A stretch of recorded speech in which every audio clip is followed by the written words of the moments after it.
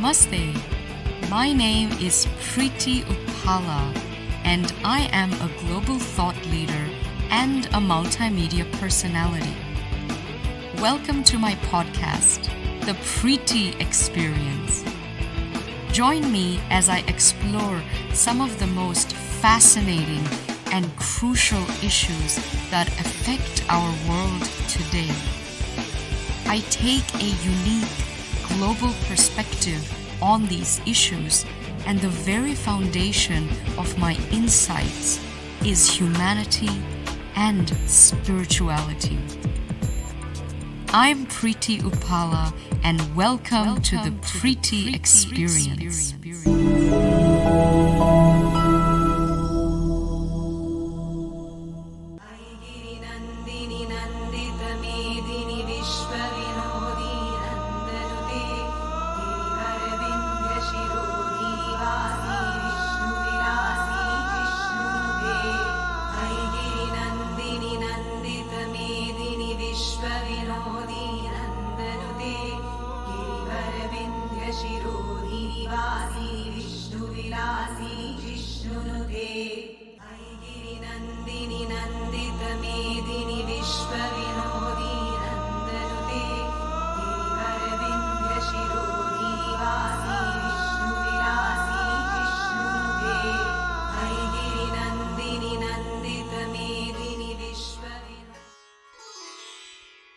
It's interesting because my whole journey into whether it's modeling or beauty pageants was definitely accidental, like I think they are for so many people in maybe other industries.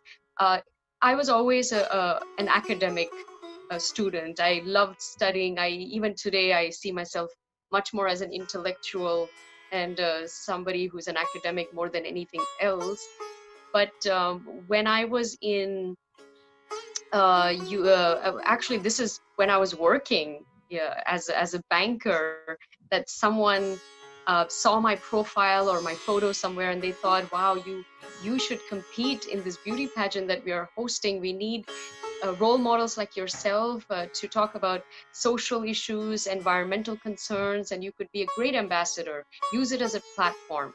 So I was really not that interested in competing in some beauty pageant, but I think the lady was trying to tell me that I could bring something to the table, and she actually insisted that I joined. So I did. I joined, I competed, and there, I collaborated with Water Africa, and I got quite close to them, and I did some other work with them in the future.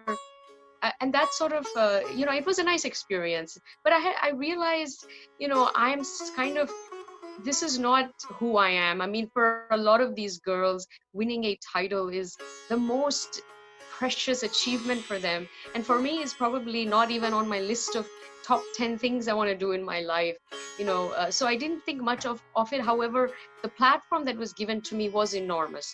I got a lot of media coverage. I was on all the newspapers, TV shows, and people came to know about me, and then they invited me to compete in others, and then I won a bunch, and so on and so forth. And then I got into modeling and brand endorsements and all of that stuff. And then my acting, Bollywood and Hollywood career came a little bit after that as well. So these things sort of happen very organically for me. But I think beauty is definitely, number one, it's in the eye of the beholder. I think as someone who's traveled a lot, beauty means different things to different people. That's one thing. But then I think beyond anything, real beauty is how you are as a person on the inside, and how you make people feel around you. Because people will never forget that. They may, for a lot of, women in the fashion and film industry, don't focus on, and they don't cultivate. They're only focused on the outside, thinking that it's going to be everything, but most often they're left wanting, in the real beauty department. And obviously things unfold, and that it kind of these things become self-evident. But I think because I was grounded and I had my feet firmly on the ground, I didn't get disillusioned, or I didn't go into the maya of the beauty industry. I just realized it's a gift, it's a role that I can play, and I'm going to use it to do something better for the world and something bigger than myself? A fantastic question. I am very lucky because I was, you know, a spiritual and an intellectual person before I ever got into this sort of world, and you know, my whole purpose of being there was different anyway. And I knew who I was. I know who I am now. Uh, so it's okay for me, but for the vast majority, I think, of girls in India and around the world, they dream of winning pageants. They dream of being a model. I think they just want to be seen, to be noticed, to be recognized. They want self-worth and self-value. And sadly, advertising, the media, society has told us that your worth and your value comes from uh, how good you look, but or how noticed you get, or how much acknowledgement of beauty do you sort of manifest for yourself. And the more eyeballs you're getting and the more acknowledgement you're getting from the world around you, you must be a worthy person, worthy of love, worthy of happiness, and so on. But obviously, we know that life doesn't work like that. If it did, then all these beauty queens would not be so upset. Many of them are depressed. Some have been driven to suicide. A lot of them have issues with eating disorders, bulimia and anorexia, and so on. That's a huge issue that people don't want to talk about. You know, it happens everywhere around the world. So yeah, the Maya, of course, is the illusion. So whether it's modeling or film industry, I think people just see the glamour of it and they want to be in that, and they want to be somebody who gets noticed and so on. And it's very seductive. Even for me, I'm grounded. I know I can tell right from wrong. I know it's all smoke and mirrors, but I've lived in Hollywood for 10 years. I've been worked in Bollywood, Hollywood, many other countries as well. And although I don't get seduced by all of this. I see it, you know, and I think for young girls, the only encouragement I would give is know who you are. Try to make sure you focus on your education or other skills. You know, this is not a career path or a career plan for anyone. It's just something that comes along your way. It doesn't define you. Trust me, it's not what it's cracked up to be. And I think post COVID, there is no fashion industry, and even the Hollywood industry is hit.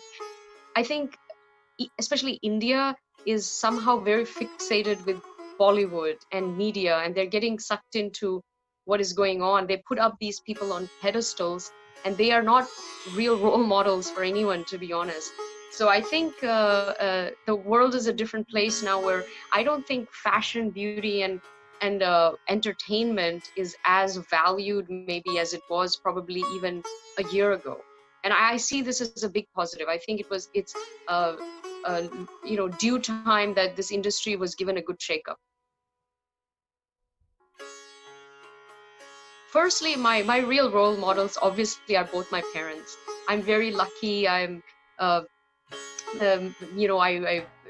how do I put it? I'm honored and privileged to have been born into a family and two parents who are selfless spiritual people, and they're deeply immersed in our Vedic philosophy, our Sanatan Dharma.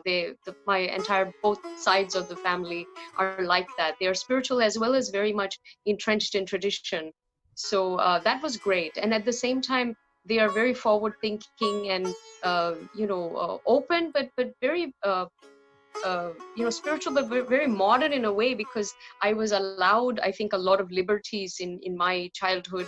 Like I could pick any career, I could do what I wished, I've traveled by myself, I've lived on my own, I've been extremely independent in my entire life from a very young age. And both my parents trusted me that I would be sensible to make the right choices. So my parents are my role models. My father had a incredible, I think, influence on me, and he was really the extremely spiritual person. So I grew up watching him wake up at 4 a.m. to do Surya Namaskara, yoga, and he used to read this all the shastras and all of that, and I sort of was inspired by him, but also my mother as well in other ways.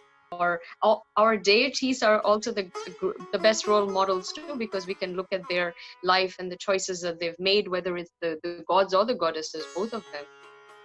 So I see them, I think, as people who influenced me. And then in the greater global sense, there's other Western great thinkers and philosophers as well that have had amazing things to say, that one can learn from. So I think my role models I've been very clear about who they are and the sort of values and morals that I look up to. So maybe that's what made all of this very easy for me. I think if I had different role models, I might have been more impressed with more hollow things, and I would have tried to emulate that. So very lucky, I think, in the way that I was brought up. This is the most unique thing and the most distinguishing feature of India and Sanatan Dharma, um, is this ability to be in complete harmony with oneself, with the divine, and with everything around us and the environment. I think it's the only framework that uh, does that, and it does it in a very organic, gentle way. I think in the West and in other civilizations, or civilizational frameworks, let's say, they look at everything as black and white. It's either this or that. You have to pick something and you have to discard something else. You cannot have both. But I think the dharmic way is that you can actually have both, because you have both aspects within you. You have the light and the dark within you. You have the male and the female, the Shiva Shakti. In the Chinese philosophy, it's the yin yang, and that comes from this dharmic um, ethos, I think, of complete inclusiveness, pluralism, openness, all-encompassing, syncretic quality of life. Everything about Sanatana Dharma it's omnipresent, it's omnia, it's omni everything, right? It's everything. That's a wonderful way to look at life. I mean, there's a flip side too. You have to be discerning at times, and you don't want to take in everything, not realizing that maybe something is not all that good for you, but that's a different matter. But when you assume that everything is pure, then you have everything within you. And specifically with, I think, the concept of Shakti is the divine feminine essence from a Indic perspective. Shakti doesn't exist without Shiva. Shiva doesn't exist without Shakti, I would say. Maybe Shakti can actually survive. She can probably do it on her own, to be honest. But she yet, even though she's the high goddess and the priestess, she wants the Shiva. I think that's the beautiful thing. It's in Sanatana Dharma, we don't encroach on the other's space or value or power. We don't have to take away from the God to prop ourselves up. We are already upheld, and his job is to uphold us. And once we are there, we don't discard anyone. We actually completely are in harmony. And I think that's a beautiful way to look at male-female relationships. And when you talk about this topic of feminism today in the world, there's a lot of issues there. And I think the missing link is this way of looking at the genders or the two energies.